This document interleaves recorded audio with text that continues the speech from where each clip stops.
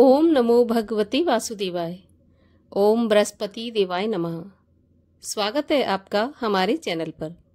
आज के इस वीडियो में आप सुनेंगे बृहस्पतिवार व्रत की कथा। सभी प्रकार की व्रत कथाएं सुनने के लिए और हमेशा हमसे जुड़े रहने के लिए आपको केवल हमारे चैनल को सब्सक्राइब करके बेल आइकन पर प्रेस करना है और आज की कथा को लाइक करना है और शेयर करना है। तो चलिए सुनते हैं बृहस्पतिवार व्रत की कथा। कथा सुनने से पहले आप अपने हाथ में भीगी हुई चने की दाल और मुनक्का लें। इसके बाद आप कथा श्रवण करें और जब कथा पूरी हो तो उस दाल और मुनक्के को भगवान के सामने अर्पित कर दें। तो चलिए सुनते हैं बृहस्पतिवार व्रत की कथा। प्राचीन समय की बात है। भारत में एक राजा राज्य करता था। वह बड़ा प्रतापी और दानी था। वह नित्य प्रति मंदिर में भगवत दर्शन करने जाता था। वह ब्राह्मण और गुरु की सेवा भी किया करता था। उसके द्वार से कोई भी याचक निराश होकर नहीं लौटता था। वह प्रत्येक गुरुवार को व्रत रखता एवं पूजन करता था। हर दिन गरीबों की सहायता करता था। परंतु ये सब बातें उसकी रानी को अच्छी नहीं लगती थी। वह न व्रत करती और न किसी को एक भी पैसा दान में देती थी और राजा से भी ऐसा करने को मना किया करती थी। एक समय की बात है। राजा शिकार खेलने वन को चले गए। घर पर रानी और दासी थी। उस समय गुरु बृहस्पति साधु का रूप धारण करके राजा के दरवाजे पर भिक्षा मांगने आए। साधु ने रानी से भिक्षा मांगी तो वह कहने लगी, हे साधु महाराज, मैं इस दान पुण्य से तंग आ गई हूँ। इस कार्य के लिए तो मेरे पति देवी बहुत हैं। अब आप ऐसी कृपा करें कि सारा धन नष्ट हो जाए और मैं आराम से रह सकूं। साधु रूपी बृहस्पति देव ने कहा, देवी तुम बड़ी विचित्र हो। संतान और धन से कोई दुखी नहीं होता, सभी इसको चाहते हैं। पापी भी पुत्र और धन की इच्छा रखता है। अगर तुम्हारे पास धन अधिक है तो भूखे मनुष्यों को भोजन कराओ, प्याऊ लगवाओ, ब्राह्मणों को दान दो, धर्मशालाएं बनवाओ, कुआं, तालाब, बावड़ी, बाग, बगीचों आदि का निर्माण कराओ तथा निर्धनों की कुंवारी कन्याओं का विवाह करवाओ, साथ ही यज्ञ आदि करो। इस प्रकार के कर्मों से आपके कुल का और आपका नाम परलोक में सार्थक होगा एवं स्वर्ग की प्राप्ति होगी। परंतु रानी साधु की इन बातों से खुश नहीं हुई। उसने कहा, हे साधु महाराज, मुझे ऐसे धन की आवश्यकता नहीं जिसको मैं अन्य लोगों को दान दूं और जिसको रखने और संभालने में ही मेरा सारा समय नष्ट हो जाए। तो साधु ने कहा, देवी यदि तुम्हारी ऐसी इच्छा है तो जैसा मैं तुम्हें बताता हूँ तुम वैसा ही करना। बृहस्पतिवार के दिन अपने घर को गोबर से लीपना, अपने केशों को पीली मिट्टी से धोना और केशों को धोते समय स्नान करना। राजा से कहना वह हजामत करवाए। भोजन में मांस मदिरा खाना, कपड़ा धोबिकियां धुलने डालना। इस प्रकार 7 बृहस्पतिवार करने से तुम्हारा सारा धन नष्ट हो जाएगा। ऐसा कहकर साधु महाराज वहां से अंतर्ध्यान हो गए। रानी ने साधु के कहने के अनुसार 7 बृहस्पतिवार वैसा ही करने का विचार किया। साधु के बताए अनुसार करते हुए केवल 3 बृहस्पतिवार ही बीते थे कि उसकी सारी धन संपत्ति नष्ट हो गई। अब तो भोजन के लिए भी अन्न बड़ी मुश्किल से मिलता था। भोजन के लिए दोनों समय परिवार तरसने लगा, सांसारिक भोगों से दुखी रहने लगा। तब वह राजा रानी से कहने लगा कि हे रानी, तुम यहाँ पर रहो, मैं दूसरे देश को जाता हूँ, क्योंकि यहाँ पर मुझे सभी मनुष्य जानते हैं, इसलिए मैं यहाँ कोई कार्य भी नहीं कर सकता। देश चोरी परदेश भीख बराबर है। ऐसा कहकर राजा परदेश चला गया। वहां जंगल से लकड़ी काटकर लाता और शहर में बेचता। इस तरह जीवन व्यतीत करने लगा। इधर राजा के बिना रानी और दासियां दुखी रहने लगीं। किसी दिन भोजन मिलता और किसी दिन जल पीकर ही रह जाती। एक समय रानी और दासियों को 7 दिन बिना भोजन के व्यतीत हो गए। तो रानी ने अपनी दासी से कहा कि दासी, यहाँ पास ही के नगर में मेरी बहन रहती है, वह बहुत धनवान है। तू उसके पास जा और वहां से 5 सेर बेझर मांग कर ले आ, जिससे कुछ समय के लिए गुजर हो जाएगी। दासी रानी की बहन के पास गई। रानी की बहन उस समय पूजा कर रही थी। बृहस्पतिवार का दिन था। दासी ने रानी की बहन से कहा, रानी जी, मुझे आपकी बहन ने भेजा है, मुझे 5 सेर बेझर दे दो। दासी ने यह बात अनेक बार कही, परंतु रानी की बहन ने कोई उत्तर नहीं दिया, क्योंकि वह उस समय बृहस्पतिवार की कथा सुन रही थी। जब दासी को रानी की बहन से कोई उत्तर नहीं मिला तो वह बहुत दुखी हुई और उसे क्रोध भी आया। वह लौटकर रानी से बोली, रानी जी, आपकी बहन बहुत ही धनी स्त्री है, छोटे लोगों से बात भी नहीं करती। मैंने उससे कहा तो उसने कोई उत्तर नहीं दिया, तो मैं वापस चली आई। रानी बोली, हे दासी, इसमें उसका कोई दोष नहीं है। जब बुरे दिन आते हैं ना, तब कोई सहारा नहीं देता। अच्छे बुरे का पता तो विपत्ति में ही लगता है। अब जो ईश्वर की इच्छा होगी वही होगा। यह सब तो हमारे भाग्य का दोष है। उधर रानी की बहन ने सोचा कि मेरी बहन की दासी आई थी, परंतु मैं उससे नहीं बोली, इसलिए वह बहुत दुखी हुई होगी। कथा सुन और विष्णु भगवान का पूजन समाप्त कर वह अपनी बहन के घर आई और कहने लगी, बहन, मैं बृहस्पतिवार का व्रत कर रही थी, तुम्हारी दासी गई, परंतु जब तक कथा होती है तब तक ना उठते हैं और ना बोलते हैं, इसलिए मैं नहीं बोली। कहो दासी क्यों गई थी? तब रानी बोली, बहन, हमारे घर में अनाज नहीं था। वैसे तुमसे कोई बात छुपी नहीं है, इस कारण मैंने दासी को तुम्हारे पास 5 सेर बेझल लेने के लिए भेजा था। रानी की बहन बोली, बहन देखो, बृहस्पति भगवान सबकी मनोकामना पूरी करते हैं। देखो, शायद तुम्हारे घर में अनाज रखा हो। ये सुनकर दासी घर के अंदर गई तो वहां एक घड़ा बेजर का भरा मिल गया। उसे बड़ी हैरानी हुई, क्योंकि उसने एक एक बर्तन देख लिया था। उसने बाहर आकर रानी को बताया। दासी अपनी रानी से कहने लगी, हे रानी, देखो, वैसे जब हमको अन्न नहीं मिलता तो हम रोज ही व्रत करते हैं। अगर इनसे व्रत की विधि और कथा पूछ ली जाए तो उसे हम भी किया करेंगे। दासी के कहने पर रानी ने अपनी बहन से बृहस्पतिवार व्रत के बारे में पूछा, तो उसकी बहन ने बताया कि बृहस्पतिवार के व्रत में चने की दाल और मुनक्का से भगवान विष्णु का केले की जड़ में पूजन करें तथा दीपक जलाएं, पीला भोजन करें, कथा सुनें। इस प्रकार करने से गुरु भगवान प्रसन्न होते हैं, अन्न पुत्र धन देते हैं और मनोकामना पूरी करते हैं। व्रत और पूजन की विधि बताकर रानी की बहन अपने घर लौट गई। रानी और दासी दोनों ने निश्चय किया कि बृहस्पति भगवान का पूजन जरूर करेंगे। 7 रोज के बाद जब बृहस्पतिवार आया तो उन्होंने व्रत रखा, घुड़साल में जाकर चना और गुड़ बीन लाई तथा उसकी दाल से केले की जड़ तथा विष्णु भगवान का पूजन किया। अब भोजन पीला कहाँ से आए? दोनों बड़ी दुखी हुई, परंतु उन्होंने व्रत किया था, इस कारण बृहस्पति भगवान प्रसन्न थे। एक साधारण व्यक्ति के रूप में वे 2 थालों में सुंदर पीला भोजन लेकर आए और दासी को देकर बोले, दासी, यह भोजन तुम्हारे और रानी के लिए है, तुम दोनों करना। दासी भोजन पाकर बड़ी प्रसन्न हुई और रानी से बोली, रानी जी, भोजन कर लो। रानी को भोजन आने के बारे में कुछ पता नहीं था, इसलिए वह दासी से बोली, जा तू ही भोजन कर, क्योंकि तू हमारी व्यर्थ में हंसी उड़ाती है। तो दासी बोली, एक व्यक्ति भोजन दे गया है।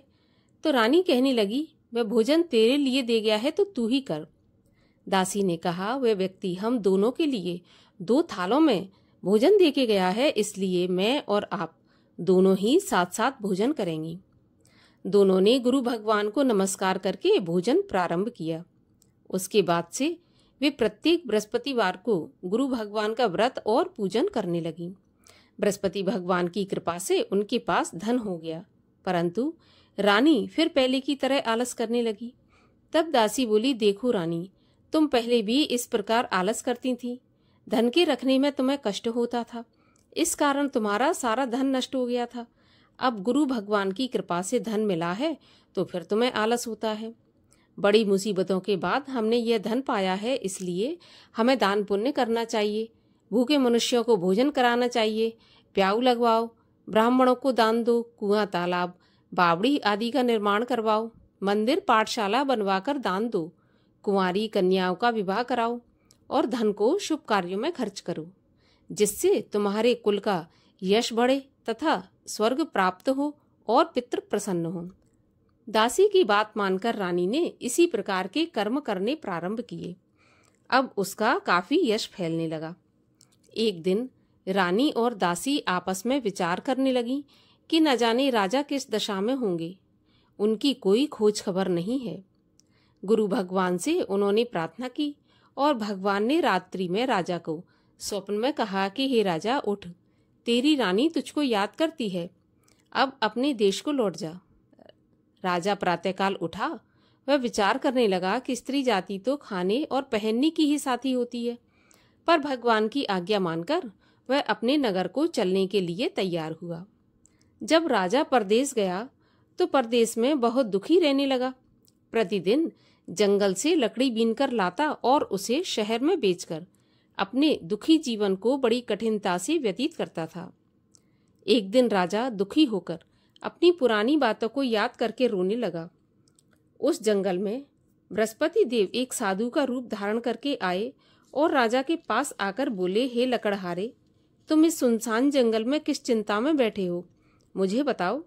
यह सुनकर राजा के नेत्रों में जल भर आया और साधु की वंदना करके बोला, हे प्रभु, आप सब कुछ जानने वाले हैं। इतना कहकर राजा ने साधु को अपनी संपूर्ण कहानी सुना दी। महात्मा तो दयालु होते हैं। वे राजा से बोले, हे राजा, तुम्हारी पत्नी ने बृहस्पति देव के प्रति अपराध किया था, जिसके कारण से तुम्हारी यह दशा हुई। अब तुम किसी प्रकार की चिंता मत करो, भगवान तुम्हें पहले से अधिक धन देंगे। देखो, तुम्हारी पत्नी ने बृहस्पतिवार का व्रत प्रारंभ कर दिया है। अब तुम भी बृहस्पतिवार का व्रत करके चने की दाल व गुड़ जल के लोटे में डालकर केले का पूजन करो। फिर कथा कहो या सुनो, भगवान तुम्हारी सब कामनाओं को पूरा करेंगे। साधु को प्रसन्न देखकर राजा बोला, हे प्रभु, मुझे लकड़ी बेचकर इतना पैसा नहीं बचता जिससे भोजन करने के उपरांत कुछ बचा सकूं। मैंने रात्रि में अपनी रानी को व्याकुल देखा है। मेरे पास कोई साधन नहीं जिससे उसका समाचार जान सकूं। फिर मैं बृहस्पति देव की क्या कहानी कहूं, यह भी मुझको मालूम नहीं है। तो साधु ने कहा, हे राजा, तुम किसी बात की चिंता मत करो। बृहस्पतिवार के दिन तुम रोज की तरह लकड़ियां लेकर शहर में जाओ। तुम्हें रोज से दुगना धन प्राप्त होगा, जिससे तुम भली भांति भोजन कर लोगे और बृहस्पति देव की पूजा का सामान भी आ जाएगा। और बृहस्पतिवार की कहानी भी इस प्रकार से है। प्राचीन काल में एक बहुत ही निर्धन ब्राह्मण था। उसकी कोई संतान नहीं थी। वह नित्य पूजा पाठ करता, परंतु उसकी स्त्री बहुत मलिनता के साथ रहती थी। वह न स्नान करती, न किसी देवता का पूजन करती। प्रातःकाल उठते ही सर्वप्रथम भोजन करती, बाद में कोई अन्य काम करती। ब्राह्मण देवता बहुत दुखी रहती थी। पत्नी को बहुत समझाते, किंतु उसका कोई परिणाम नहीं निकलता था। भगवान की कृपा से ब्राह्मण की स्त्री की कन्या उत्पन्न हुई। वह कन्या अपने पिता के घर में बड़ी होने लगी। वह बालिका प्रातः स्नान करके भगवान विष्णु का जाप करती, बृहस्पतिवार का व्रत भी करने लगी। पूजा पाठ समाप्त करके स्कूल जाती तो अपनी मुट्ठी में जौ भर के ले जाती और पाठशाला के मार्ग में डालती जाती। वही जौ सोने के हो जाते तो उनको बीनकर घर ले आती थी। एक दिन वह बालिका सूप में उन सोने की जौ को फटक कर साफ कर रही थी। तभी उसकी माँ ने देख लिया और कहा, बेटी, सोने की जौ को फटकने के लिए सोने का सूप होना चाहिए। दूसरे दिन बृहस्पतिवार था तो इस कन्या ने व्रत रखा और भगवान बृहस्पति देव से प्रार्थना करके कहा कि प्रभु, यदि मैंने सच्चे मन से आपकी पूजा की हो तो मुझे सोने का सूप दे दो। बृहस्पति देव ने उसकी प्रार्थना स्वीकार कर ली। रोजाना की तरह कन्या जौ फैलाती हुई स्कूल चली गई। जब स्कूल से लौटकर वह जौ बीन रही थी तो बृहस्पति देव की कृपा से उसे सोने का सूप मिला। उसे वह घर ले आई और उसमें जौ साफ करने लगी, परंतु उसकी माँ का वही ढंग रहा। एक दिन की बात है, वह कन्या सोने के सूप में जौ साफ कर रही थी। उस समय उस नगर का राजकुमार वहां से होकर निकला। इस कन्या के रूप और कार्य को देखकर इस कन्या पर मोहित हो गया। राजमहल आकर भोजन तथा जल त्याग कर उदास होकर लेट गया। राजा को जब राजकुमार के द्वारा अन्न जल त्यागने का समाचार ज्ञात हुआ तो अपने मंत्रियों के साथ अपने पुत्र के पास गए और बोले, हे बेटा, तुम्हें किस बात का कष्ट है? किसी ने अपमान किया है अथवा कोई और कारण हो सो मुझे बताओ, मैं वही करूंगा जिससे तुम्हें प्रसन्नता हो। राजकुमार ने अपने पिता की बातें सुनी तो वह बोला, मुझे आपकी कृपा से किसी बात का दुख नहीं है, किसी ने मेरा अपमान नहीं किया, परंतु मैं उस लड़की के साथ विवाह करना चाहता हूँ जो सोने के सूप में जौ साफ कर रही थी। यह सुनकर राजा आश्चर्य में पड़ गया और बोला, बेटा, इस तरह की कन्या का पता तुम ही लगाओ, मैं उसके साथ तुम्हारा विवाह करा दूंगा। तो राजकुमार ने राजा को उस लड़की के घर का पता बतलाया। मंत्री उस लड़की के घर गया और राजा का आदेश ब्राह्मण को सुना दिया। कुछ ही दिन के बाद ब्राह्मण की कन्या का विवाह राजकुमार के साथ संपन्न हो गया। अब कन्या के घर से जाते ही उस ब्राह्मण देवता के घर में पहले की तरह गरीबी का निवास हो गया। अब भोजन के लिए भी अन्न बड़ी मुश्किल से मिलता था। एक दिन दुखी होकर ब्राह्मण देवता अपनी पुत्री से मिलने गए। बेटी ने पिता की दुखी अवस्था को देखा और अपनी माँ का समाचार पूछा तो ब्राह्मण ने सारा हाल कह दिया। तो कन्या ने बहुत सा धन देकर अपने पिता को विदा कर दिया। इस तरह ब्राह्मण का कुछ समय सुखपूर्वक व्यतीत हो गया, लेकिन कुछ दिन बाद फिर वही हाल हो गया। ब्राह्मण फिर अपनी कन्या के यहाँ गया और सभी हाल कहा तो पुत्री बोली, पिताजी, आप माताजी को यहाँ लिवा लाओ, मैं उन्हें विधि बता दूंगी जिससे गरीबी दूर हो जाए। ब्राह्मण देवता अपनी स्त्री को साथ लेकर राजमहल अपनी पुत्री के पास पहुंचे तो पुत्री अपनी माँ को समझाने लगी, हे माँ, तुम प्रातःकाल उठकर प्रथम स्नान आदि करके भगवान विष्णु का पूजन करो तो सब दरिद्रता दूर हो जाएगी। परंतु उसकी माँ ने उसकी एक भी बात नहीं मानी और प्रातःकाल उठकर अपनी पुत्री का बचा हुआ जूठन खा लिया। एक दिन उसकी पुत्री को बहुत गुस्सा आया। उसने एक रात को कोठरी से सारा सामान निकाल दिया और अपनी माँ को उसमें बंद कर दिया। प्रातःकाल उसमें से उसे निकाला तथा स्नान आदि करा के पूजा पाठ करवाया तो उसकी माँ की बुद्धि ठीक हो गई। इसके बाद वह नियम से पूजा पाठ करती और प्रत्येक बृहस्पतिवार को व्रत रखने लगी। इस व्रत के प्रभाव से उसकी माँ भी बहुत धनवान तथा पुत्रवती हो गई और बृहस्पति देवता के प्रभाव से स्वर्ग को गई। वह ब्राह्मण भी सुखपूर्वक इस लोक का सुख भोग कर स्वर्ग को प्राप्त हुआ। इस तरह कहानी कहकर साधु देवता वहां से अंतर्ध्यान हो गए। धीरे धीरे समय व्यतीत होने पर बृहस्पतिवार का दिन आया। राजा जंगल से लकड़ी काटकर शहर में बेचने गया तो उसे उस दिन और दिनों से अधिक धन मिला। तब राजा ने चना गुड़ आदि लाकर बृहस्पतिवार का व्रत किया। उस दिन से उसके सभी क्लेश दूर हुए, परंतु जब अगला गुरुवार आया तो वह व्रत करना भूल गया। इस कारण बृहस्पति भगवान नाराज हो गए। उस दिन उस नगर के राजा ने विशाल यज्ञ का आयोजन किया तथा अपने समस्त राज्य में घोषणा करवा दी कि कोई भी मनुष्य अपने घर में भोजन नहीं बनाए, आग भी न जलाए। समस्त जनता मेरे यहाँ भोजन करने आए और इस आज्ञा को जो नहीं मानेगा उसको फांसी की सजा दी जाएगी।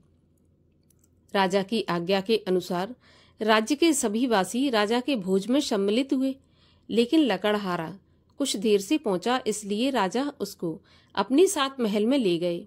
जब राजा लकड़हारे को भोजन करा रहे थे तो रानी की दृष्टि उस खूंटी पर पड़ी जिस पर उसका हार लटका हुआ था। उसे हार खूंटी पर लटका दिखाई नहीं दिया तो रानी ने निश्चय कर लिया कि मेरा हार इस लकड़हारे ने चुरा लिया है और उसी समय उसको सैनिक बुलवाकर जेल खाने में डलवा दिया। जब लकड़हारा जेल खाने में गया तो बहुत दुखी होकर विचार करने लगा कि न जाने कौन से पूर्व जन्म के कर्म से मुझे यह दुख प्राप्त हुआ है, और उसी साधु को याद करने लगा जो कि जंगल में मिला था। उसी समय तत्काल बृहस्पति देव साधु के रूप में प्रकट हो गए और उसकी दशा को देखकर कहने लगे, अरे मूर्ख, तूने बृहस्पति देवता की कथा नहीं की, इसी कारण तुझे दुख प्राप्त हुआ है। अब चिंता मत कर, बृहस्पतिवार के दिन जेल खाने के दरवाजे पर 4 पैसे पड़े मिलेंगे, उनसे तू बृहस्पति देव की पूजा करना तो तेरे सभी कष्ट दूर हो जाएंगे। अगले बृहस्पतिवार उसे जेल के द्वार पर 4 पैसे मिले। राजा ने पूजा का सामान मंगवाकर कथा कही और प्रसाद बांटा। उसी रात्रि को बृहस्पति देव ने उस नगर के राजा को सपने में कहा कि हे राजा, तूने जिस आदमी को जेल खाने में बंद कर दिया है वह निर्दोष है, वह राजा है, उसे छोड़ देना। रानी का हार उसी खूंटी पर लटका हुआ है और अगर तू ऐसा नहीं करेगा तो मैं तेरे राज्य को नष्ट कर दूंगा। इस तरह खूंटी पर हार टंगा देखकर राजा ने लकड़हारे को बुलाकर क्षमा मांगी तथा राजा के योग्य सुंदर वस्त्र आभूषण भेंट कर उसे विदा किया। अब गुरुदेव की आज्ञा के अनुसार राजा अपने नगर को चल दिया। राजा जब नगर के निकट पहुंचा तो उसे बड़ा आश्चर्य हुआ। नगर में पहले से अधिक बाग, तालाब, कुएं तथा बहुत सी धर्मशाला, मंदिर आदि बने हुए थे। राजा ने पूछा, यह किसका बाग और धर्मशाला है? तब नगर के सब लोग कहने लगे, यह सब रानी और दासी के द्वारा बनवाए गए हैं। तो राजा को आश्चर्य हुआ और गुस्सा भी आया। जब रानी ने खबर सुनी कि राजा आ रहे हैं तो उसने अपनी दासी से कहा कि दासी, देख राजा हमको कैसी बुरी हालत में छोड़ गए थे। हमारी ऐसी हालत देखकर वह लौट न जाएं, इसलिए तू दरवाजे पर जाकर खड़ी हो जा। रानी की आज्ञा के अनुसार दासी दरवाजे पर खड़ी हो गई और जब राजा आए तो उन्हें अपने साथ महल में लिवा लाई। तब राजा ने क्रोध करके अपनी तलवार निकाली और पूछने लगा, बताओ यह धन तुम्हें कैसे प्राप्त हुआ है? तब रानी ने बताया, हमें यह सब धन बृहस्पति देव के व्रत के प्रभाव से प्राप्त हुआ है।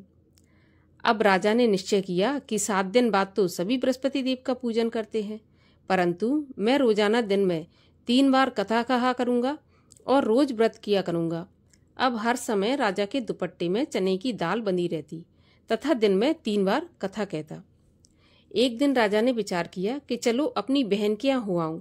इस तरह निश्चय कर राजा घोड़े पर सवार हो अपनी बहन के यहाँ चल दिया। मार्ग में उसने देखा कि कुछ आदमी एक मुर्दे को लिए जा रहे हैं। उन्हें रोककर राजा कहने लगा, अरे भाइयों, मेरी बृहस्पतिवार की कथा सुन लो। वे बोले, लो हमारा तो आदमी मर गया, इसको अपनी कथा की पड़ी है। परंतु कुछ आदमी बोले, अच्छा कहो, हम तुम्हारी कथा भी सुनेंगे। राजा ने दाल निकाली और कथा कहनी शुरू कर दी। जब कथा आधी हुई थी तो मुर्दा हिलने लगा और जब कथा समाप्त हुई तो राम राम करके वह मुर्दा उठकर खड़ा हो गया। राजा आगे बढ़ा। चलते चलते उसे शाम हो गई। आगे मार्ग में उसे एक किसान मिला जो खेत में हल चला रहा था। राजा उससे बोला, अरे भैया, तुम मेरी बृहस्पतिवार की कथा सुन लो। तो किसान बोला, जब तक मैं तेरी कथा सुनूंगा तब तक 4 हरैया जोत लूंगा। जा अपनी कथा किसी और को सुनाना। अब राजा आगे चलने लगा। जैसे ही राजा हटा तो किसान के बैल पछाड़ खाकर गिर गए और उसके पेट में बहुत जोर से दर्द होने लगा। उसी समय किसान की पत्नी रोटी लेकर आई।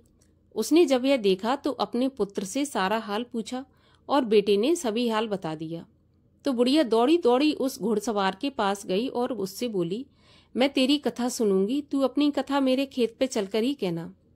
राजा ने लौटकर बुढ़िया के खेत पे जाकर कथा कही, जिसके सुनते ही बैल खड़े हो गए और किसान के पेट का दर्द भी बंद हो गया। राजा अपनी बहन के घर पहुंच गया। बहन ने भाई की खूब मेहमानी की। दूसरे दिन राजा जब सुबह जगा तो वह देखने लगा कि सब लोग भोजन कर रहे हैं। तो राजा ने कहा कि ऐसा कोई मनुष्य है जिसने भोजन नहीं किया हो, जो मेरी बृहस्पतिवार की कथा सुन ले। तो उसकी बहन बोली, भैया, यह देश ऐसा ही है। पहले यहाँ के लोग भोजन करते हैं, बाद में अन्य काम करते हैं। अगर कोई पड़ोस में हो तो मैं देखकर आती हूँ। ऐसा कहकर बहन देखने चली गई, परंतु उसे कोई भी ऐसा व्यक्ति नहीं मिला जिसने भोजन नहीं किया हो। अतः वह एक कुम्हार के घर गई जिसका लड़का बीमार था। उसे मालूम हुआ कि उसके यहाँ 3 दिन से किसी ने भोजन नहीं किया है। तो रानी ने अपने भाई की कथा सुनने के लिए कुम्हार से कहा तो वह तैयार हो गया। राजा ने बृहस्पतिवार की कथा कही, जिसको सुनकर उसका लड़का ठीक हो गया।